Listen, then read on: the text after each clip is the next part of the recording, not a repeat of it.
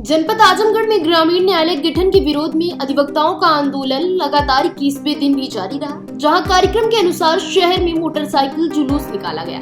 यह जुलूस दीवानी न्यायालय से निकलकर कलेक्टर होते हुए हर्रा की चुंगी तक पहुंचा। इसके बाद कोर्ट मोहल्ला डीएवी कॉलेज होते हुए सिदरी स्थित कश्मीरी पहुंचा। वहां से वापस दीवानी कचहरी वापस आ गए, जहां पूर्व दीवानी न्यायालय अभिभावक संघ की साधारण सभा की बैठक हुई।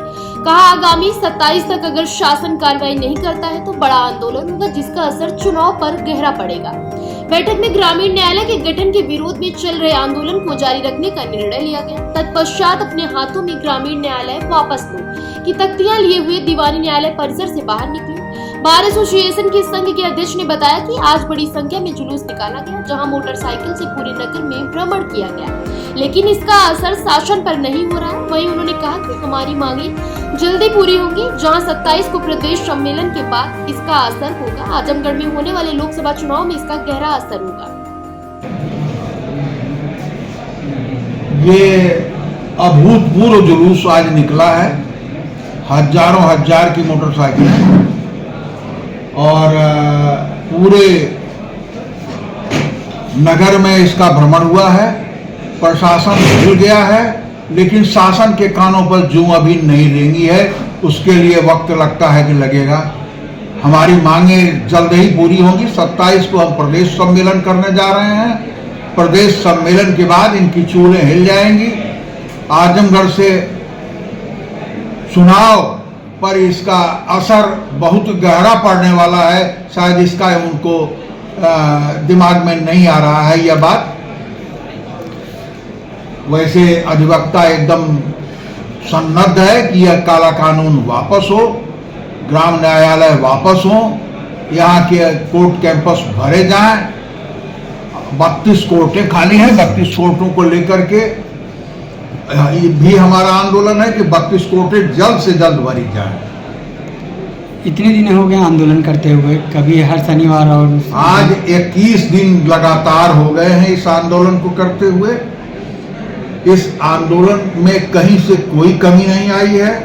आंदोलन अनवरत अपने वृद्धि की सीमाएं लांघ रहा है, लेकिन उच्च न्यायालय, शासन, प्रशासन कोई भी सुनने को तैयार नहीं।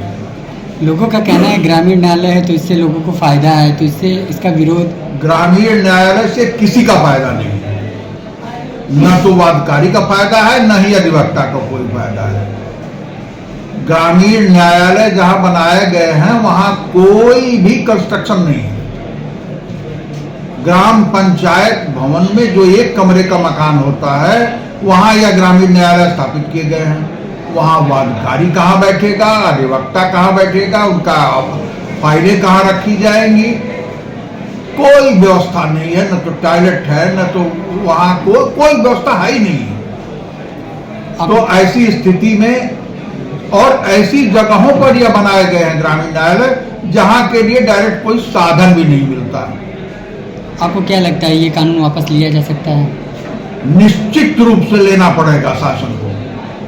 अगर सरकार ये कानून वापस नहीं लेती तो तो हम लोग तो हड़ताल पर ही हैं और यह हड़ताल दिन पर दिन बढ़ती जाएगी। जिस तरीके से किसान भी आंदोलन पे बैठे हैं, युवा आंदोलन पे हैं।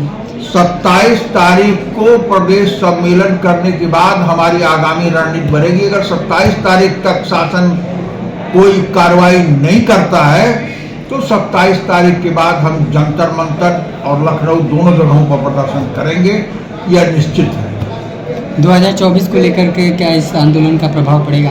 2024 के चुनाव में इसका बहुत गहरा असर पड़ेगा। अधिवक्ता समाज की रीढ़ होता है और अधिवक्ता जहां आंदोलित हो वहां फिर कहने की कोई जरूरत नहीं है। यह शासन को समझ लेना चाहिए।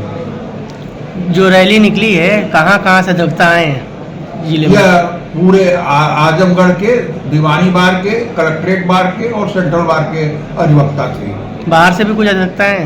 नहीं, बाहर से आज कोई नहीं आया था। बाहर से 27 को आए हैं। अच्छा, ठीक।